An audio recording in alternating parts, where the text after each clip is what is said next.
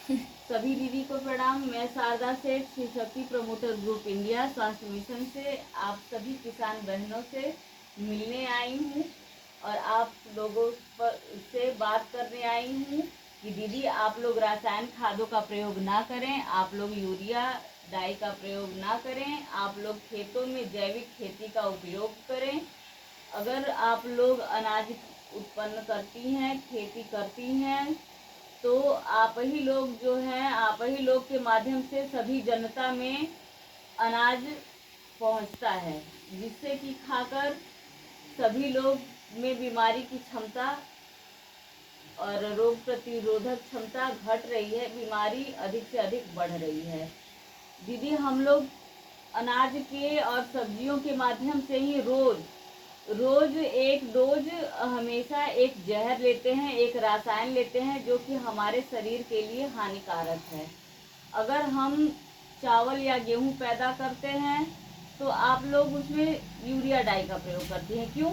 क्योंकि अच्छी उपज हो सके और अच्छी उपज के लिए अनाज ज़्यादा हो, ताकि अनाज को खुद भी खाएं और बाहर भी बेचें, जिससे कि पैसे अधिक आए घर में। लेकिन उसी की लालच में आप लोग जो है कि जहर खुद भी खा रही हैं और जनता को भी खिला रही हैं। काहे लिए कि आप किसान दीदियों के माध्यम से ही अपना भरण पोषण तो करती ही हैं, लेकिन दूसरों को का भी भरण पोषण करने वाली आप ही हैं। जितने भी रोग अनेकों प्रकार के आ रहे हैं वो किसान लोगों के भी माध्यम से आ रहे हैं, जो उपज में यूरिया डाई वगैरह उत्पन्न हो रहा है और डाला जा रहा है। तो उससे क्या होता है कि धरती भी बंजर हो जाती है, उसकी गुणवत्ता भी खत्म हो जा रहा है। केवल डाई यूरिया रसायन खादों के प्रयोग से ही जो भी अनाज की उत्पत्ति हो रही है, केवल उस रसायन के ही बलबूते हो रही है। जो एक्चुअली जो रियल होना चाहिए, जो जैविक होना चाहिए, वो नहीं हो पा रहा है।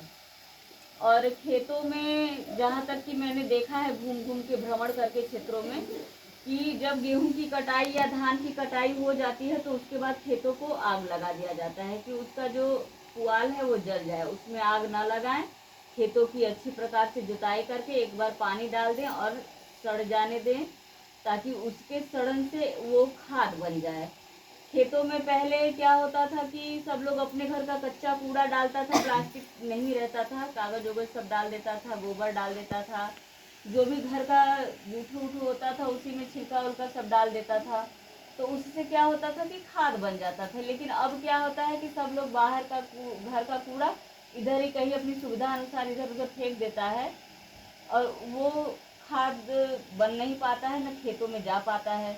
आप लोग ये भी नहीं करती हैं कि उसको कंपोस्ट खाद बना दे, एक जगह इकट्ठा करके घर का कच्चा कूड़ा उसको सड़ा के तो खेतों में ले जाके अपने छिपवा दें। फिर जो रसायन हम लोग खाते हैं वही पशुओं को खिलाते हैं, वही खाकर उनका भी दूध दूषित हो गया है और उसके बाद उनके में भी अनेकों प्रकार की बीमारियां हो गई हैं कि नहीं हो गई हैं? पशु भी बीमार बीमारी। हाँ। पहले तो कुल कूड़ा खाना जाता था खेत में, अब कहाँ खेत में केहू ले जाता है, कुल फेंका जाता है। तो पोखरी में जो फेंका जा रहा है तो वो तो किसी काम का नहीं है। खेतों में आग लगा गया, जो खेतों की मिट्टी में उर्वरक करने वाले कीड़े होते हैं वो भी गर्म, इतना गर्म तो है ही, उसके बाद वो भी गर्मी से और मर जाएंगे। तो खाली आप लोग रसायन मतलब खाद के ही बदौलत में इतना अनाज उत्पन्न कर पा रही हैं, और कोई माध्यम है क्या अनाज उत्पन्न करने का? और आप लोग भली भांति जानती हैं कि खाद खाने का हमारे शरीर पे क्या दुष्प्रभाव हो रहा है।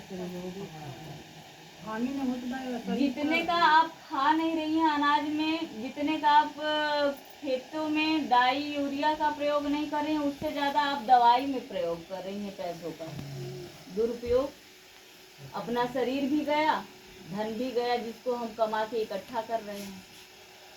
तो आप ही सभी दीदियों से विनम्र निवेदन है, किसान दीदी बहन लोग, कि आप लोग जैविक खेती करें, जैविक खादों का प्रयोग करें, स्वस्थ खाएं, स्वस्थ रहें। नमस्कार, धन्यवाद।